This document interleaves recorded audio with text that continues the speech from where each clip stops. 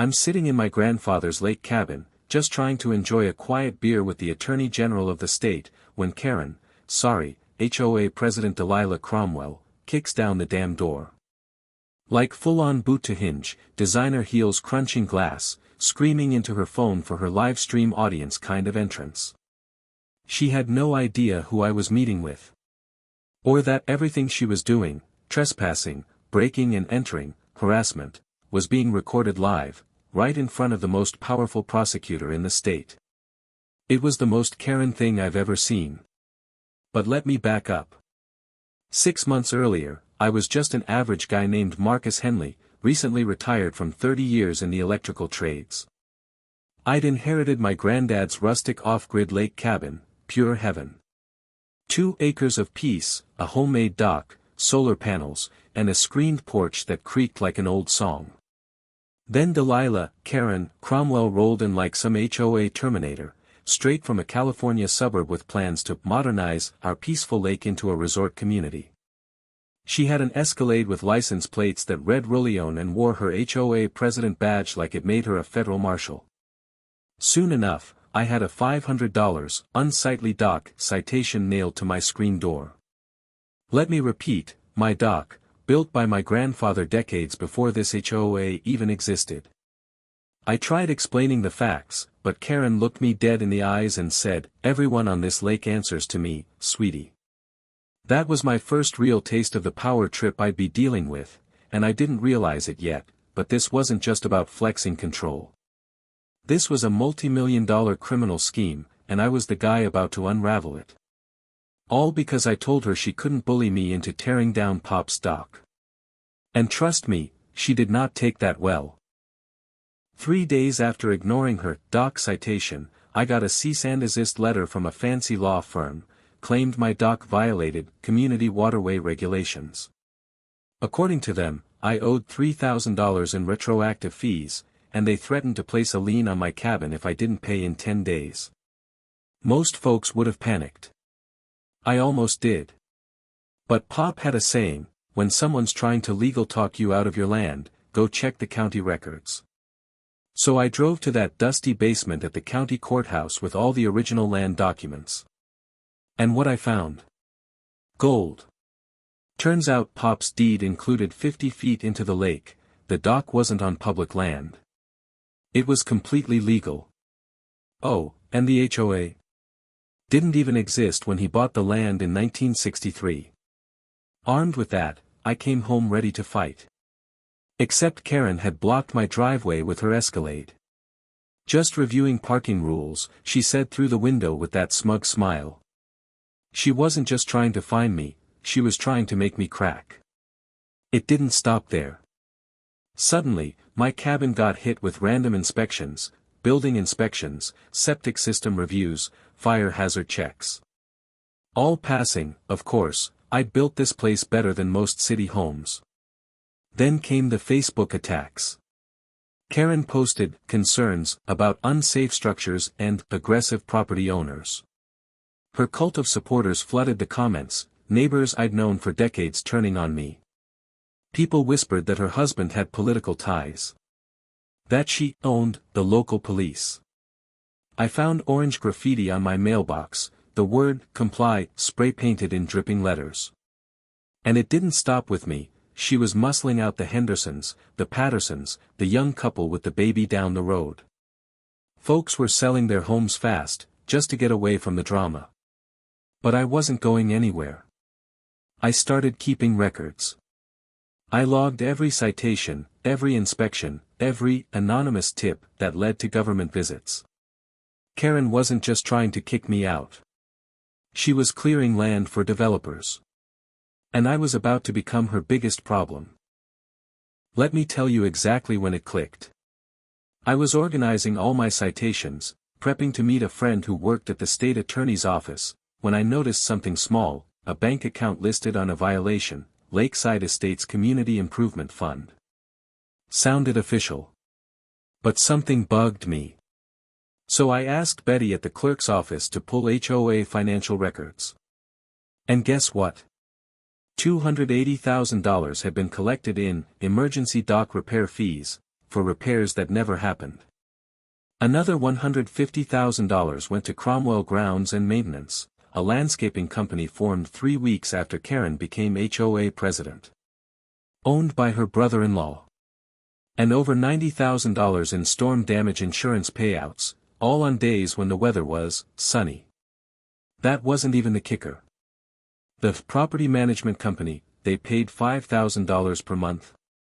Just a P.O. box 2 blocks from Karen's house. It was fraud. Pure, criminal theft.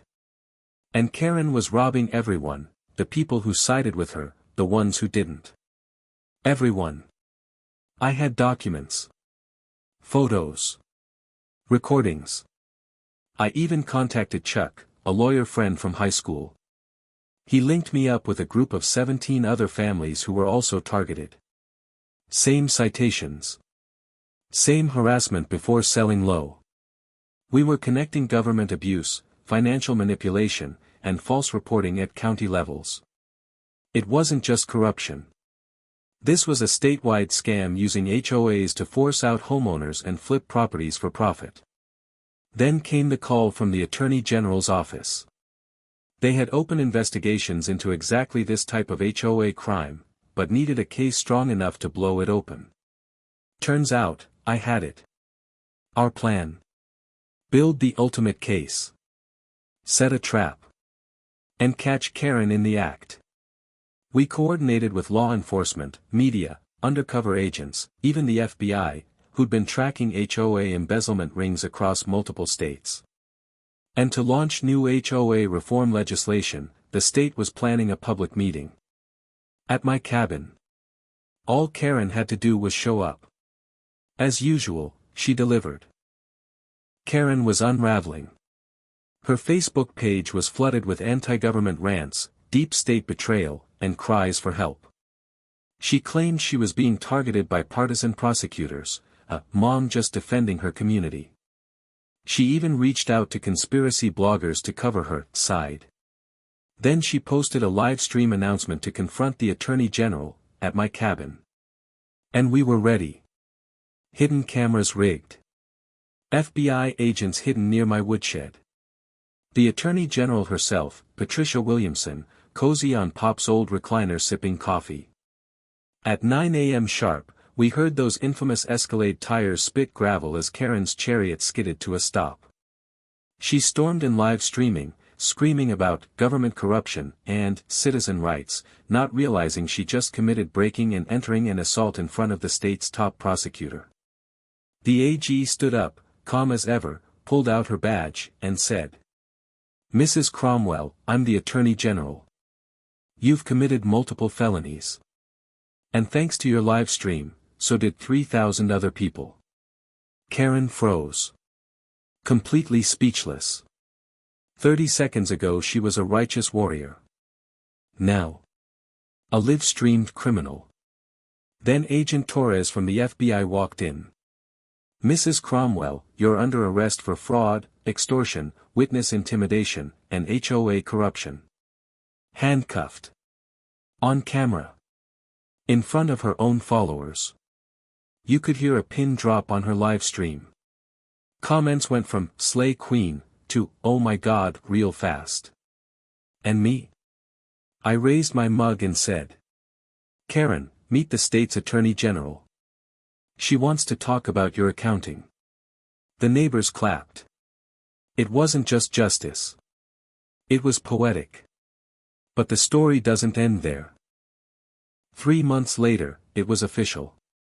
Karen was sentenced to 3 years in federal prison, fined $340,000 in restitution, and banned for life from serving on any HOA board. Her husband got 18 months for using his party connections to manipulate zoning updates. The FBI traced their scheme to 5 states. Our entire HOA was dissolved. In its place, the Clearwater Lake Volunteer Association. No forced fees. No presidents. Just neighbors. And me? I got $45,000 from whistleblower compensation. But the real reward? Peace. I turned Pop's back room into a crisis retreat cabin for others fighting HOAs. We host monthly dinners, DIY sustainability workshops, and the lake's now famous Clearwater Festival, which last year raised enough to build 3 tiny homes for homeless vets. Solar panels still hum on my roof. The dock Karen called an eyesore. Now it's a community pier. Netflix just wrapped filming their feature, HOA Hell, How One Man Took Down a Criminal Empire. Yep. That's me. I launched Pop's Legacy Scholarship with part of the reward funds, for trade school kids who want to build things that last. Pop always said, sometimes the little guy wins. If he's fighting for something bigger than himself. And he was right. So if you've got a Karen terrorizing your community, document everything. And don't back down. You're not alone. Want more wild HOA takedowns? Subscribe, and I'll see you next week, when I tell you about the city councilman who tried shutting down a vet's barbecue truck, until the Pentagon got involved. This ain't just stories. It's justice.